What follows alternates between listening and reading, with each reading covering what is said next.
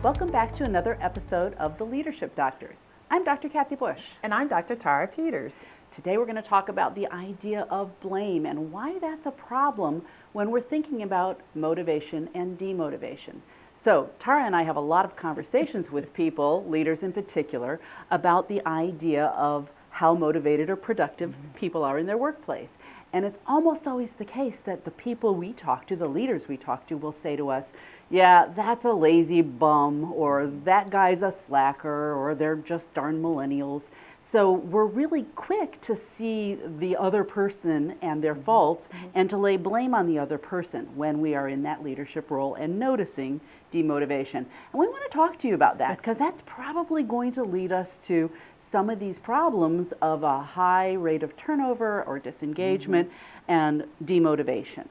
And so as Kathy was saying, I mean, it's easy to look outward and to blame other people when something doesn't go well, you don't get the results that you wanted. But as a leader, it's really important that you be introspective and look inside and say, okay, we have this situation. How did I actually contribute to the problem? How did I actually cause this situation to come about? You may not be completely responsible, but you're also not completely innocent as well. And so this issue with blame really robs you of that opportunity to really look inward and say, okay, how did I actually contribute to this situation? And sometimes it's hard for us to acknowledge failure. You know, that's one of those big F words out there that you and I need to get comfortable with because it's going to happen inside of an organization. But you and I have to be willing to say, okay, when something doesn't go well, let me take a step back and say, okay, actually, how did I contribute to this particular situation that actually took place?